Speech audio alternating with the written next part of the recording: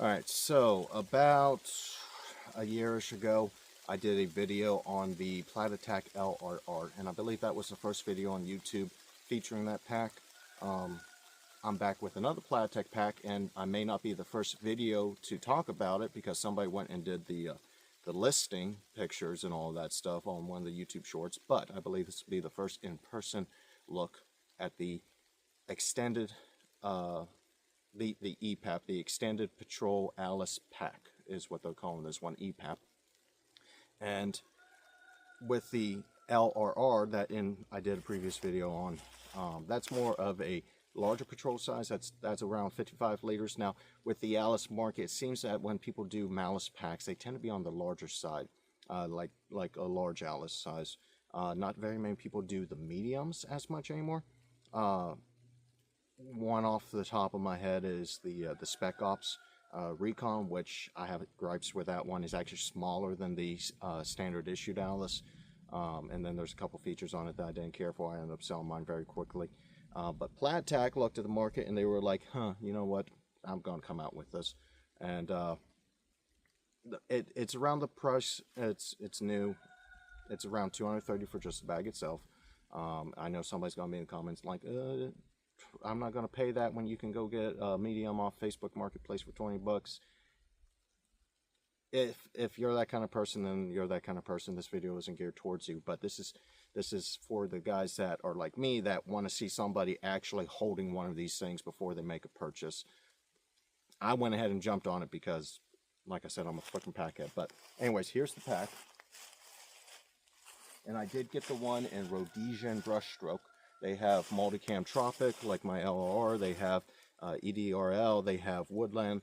They have the Aussie Cam TFP, I believe it is, and then a couple other colors that they're coming out with. And it's a standard Alice pack in the terms of you can put it on the normal frame, and these are Fire Force straps that I've had for years now. This is not the frame that I'm going to keep on this. The actual frame that I'm going to swap this over to is currently in the mail. And then I'll be playing with that through the course of the next few months here. But I'll go ahead and drop this and we can get a closer look. Alright, so quick down and dirty overlook. You guys can get a sense of the size of the pack compared to me here. On the sides, we have Molly. We have a 5x3 field of Molly going up the side, and then we have a 3x20 that goes around the entirety of the bag. The main capacity on the bag, the main part, is 28 liters, and then each of these additional 3 pouches is 3 liters each for 9 total. So you're looking at 37 liters of capacity. That is not including the Claymore pouch up on top or the admin pouch here. You probably can see there is shock cord retention added to each of these 3 pouches, as well as the Claymore pouch. I'm probably going to remove the shock cord off of the Claymore pouch. I'll try to get you a better view there, because for me personally, trying to open the zipper with these wrapped around it makes it a little bit awkward. But this is a very simple, you untie this and it slides out, and you can replace it if you know it becomes damaged and what have you. We do got a really nice thick reinforced drag handle or carry handle, zippered admin pouch, zippered Claymore. The buckles are on the top instead of down on the bottom, and then for the retention keepers, they give you shock cord and plastic toggles to wrap up your straps with. You pop off the lid. We got a zippered mesh pocket on the inside of the lid, as well as a little bit of shock cord going up along the side, so you can cinch down the lid and get it to really conform to the top of the pack. The big improvement over the LR, in my opinion, they still have a storm flap here, but instead of being a roll top like the LR, they have the more universal drawstring method. So you have a double drawstring closure for the top of the pack. Inside of the pack there is a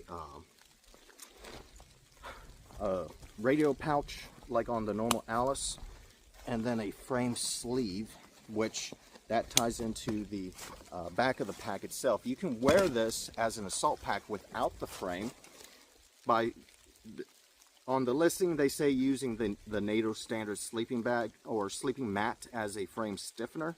kind of in the same style as the German Flectorn Combat Pack using the German sleeping mat. You just slide that in there, and you can use it as a standard assault pack without the Alice frame. We do have the D-rings for attaching your straps on the bag itself.